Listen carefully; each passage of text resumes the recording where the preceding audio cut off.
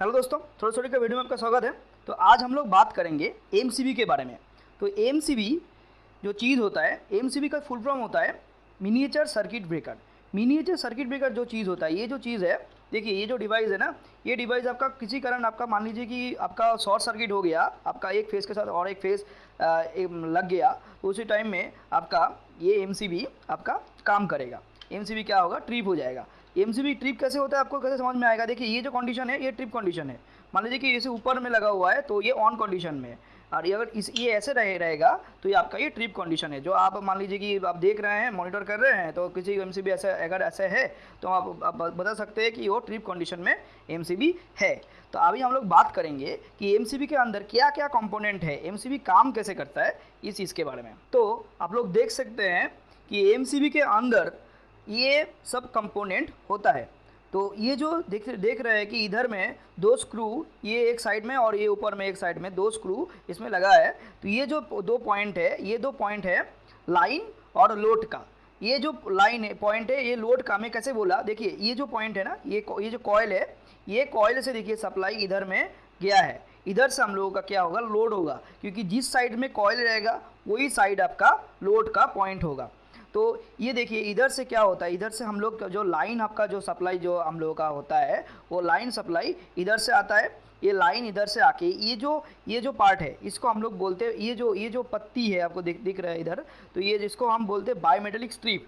ये bimetallic strip से क्या होता है, जब हम लोग एमसीबी को ऑन करते हैं तब एमसीबी क्या होता है कि ये कंडीशन से इधर से ये वाला ये जो पॉइंट है, ये पॉइंट से डायरेक्ट चला जाता है ये सोलोनाइट कॉयल में, सोलोनाइट कॉयल से चला जाता है लोड पे।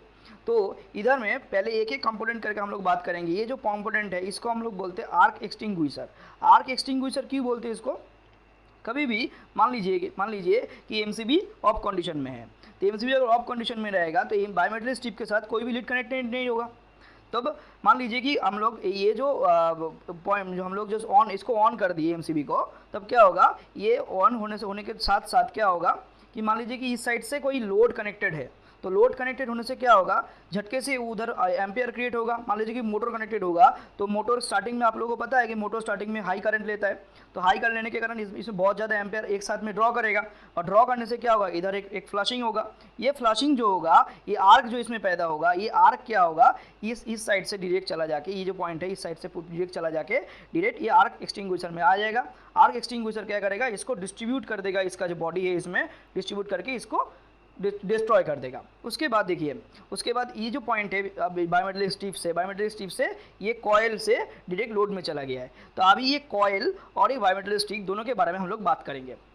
देखिए ये जो कॉयल है, ये कॉयल देखिए एक सरफेस है, ये सरफेस के ऊपर वाइंडिंग किया हुआ है। मान लीजिए कि तो 7-8 टर्न होगा, ये 7-8 टर्न क्यों, देखिए क्यों इसमें कॉयल यूज़ किया। देखिए इधर में जब हम लोग इसको डाउन करते हैं तब आपको एक चीज़ दिखाई दे रहा होगा, इधर में एक पिन है।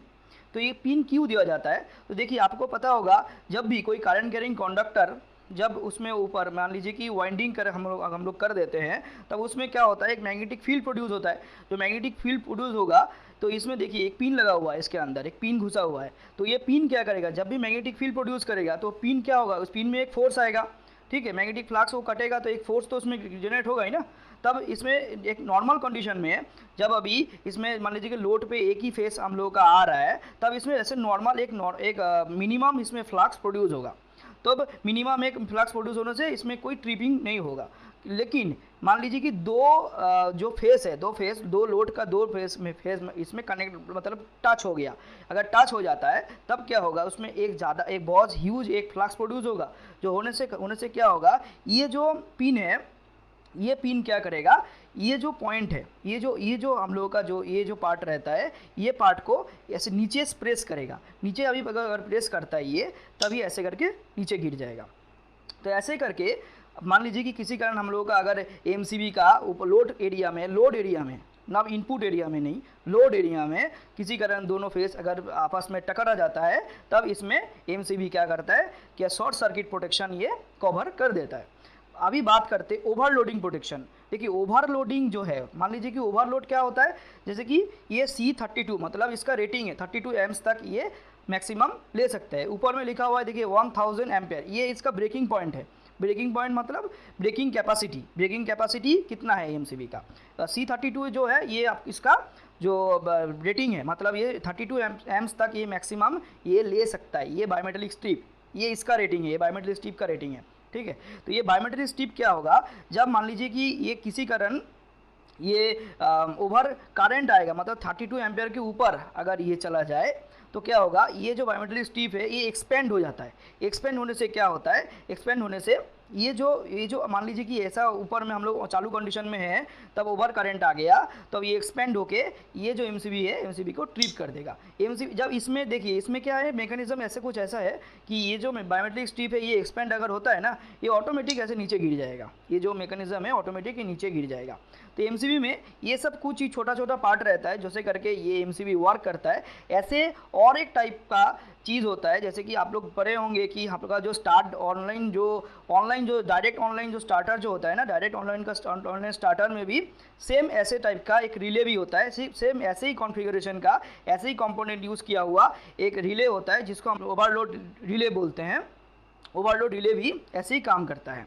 तो एमसीबी आपको अगर अच्छे से समझ में आ जाएगा तो ओवरलोड रिले भी अच्छे से समझ में आ जाएगा। तो यही था आज का वीडियो। मेरा वीडियो आप लोगों को अच्छा लगे तो लाइक शेयर सब्सक्राइब कीजिए। Thank you.